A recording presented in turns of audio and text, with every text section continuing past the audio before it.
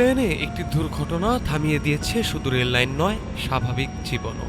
মাদ্রিদের অ্যাটোচা স্টেশনে রেল চলাচল মারাত্মকভাবে ব্যাহত হয়েছে দক্ষিণ স্পেনে সংঘটিত এই ভয়াবহ ট্রেন দুর্ঘটনার পর। এই দুর্ঘটনায় অন্তত ৩৯ জনের মৃত্যু হয়েছে আর আহত হয়েছেন শত শত মানুষ। স্পেনের রেল অবকাঠামো কর্তৃপক্ষ আডিফ জানায়, মালাগা থেকে মাদ্রিদগামী আইরো 6189 হাই স্পিড ট্রেনের শেষ বগিটি লাইনচ্যুত হয়। সেই বগিগুলো পাশের লাইনে ঢুকে পড়ে এবং বিপরীত দিক থেকে আসা র্যানফি আলভিয়া ট্রেনের সঙ্গে সংঘর্ষ ঘটে, যেটি মাদ্রিদ থেকে হুয়েলবা যাচ্ছিল।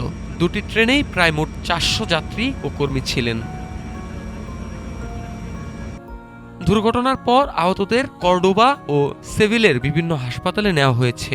সরকারি তথ্য অনুযায়ী আহত হয়েছেন প্রায় ৩০০ জন, অন্তত ৪৮ জন হাসপাতালে ভর্তি, ১৩ জন আইসিইউতে, যাদের মধ্যে একজন শিশু রয়েছে, এবং নিহতদের মধ্যে একজন ট্রেন চালকও রয়েছেন।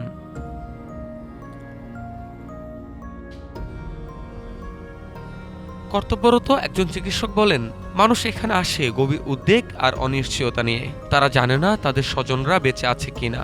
আমাদের কাজ হলো তাদের গাইড করা এবং এই কঠিন বাস্তবতাকে গ্রহণ করতে সাহায্য করা। স্পেনের পরিবহন মন্ত্রী অস্কার পয়েন্তে জানান, দুর্ঘটনাটি ঘটেছে একটি নতুন সংস্কার করা লাইনে, যা তিনি অত্যন্ত অস্বাভাবিক বলে বর্ণনা করেন। দুর্ঘটনার কারণ জানতে তদন্ত শুরু হয়েছে। প্রধানমন্ত্রী পেদ্রো সানচেজ ঘটনাটিকে গভীর বেদনাদায়ক রাত বলে উল্লেখ করেন। তিনি মঙ্গলবার থেকে ৩ দিনের রাষ্ট্রীয় শোক ঘোষণা করেছেন। এই দুর্ঘটনাই ২০১৩ সালের পর স্পেনের ভয়াবহ রেল দুর্ঘটনা, যখন সান্তিয়াগো দে কম্পোতেলায় ৮০ জন প্রাণ হারিয়েছিলেন। ভাঙা লাইন, উল্টে যাওয়া বগি আর অসংখ্য থেমে যাওয়া যাত্রা। স্পেন আজ শিখছে একটি মুহূর্ত যথেষ্ট একটি জাতিকে শোকে স্তব্ধ করে দিতে।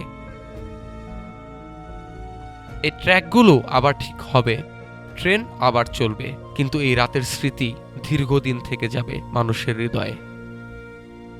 News desk, Dhaka today.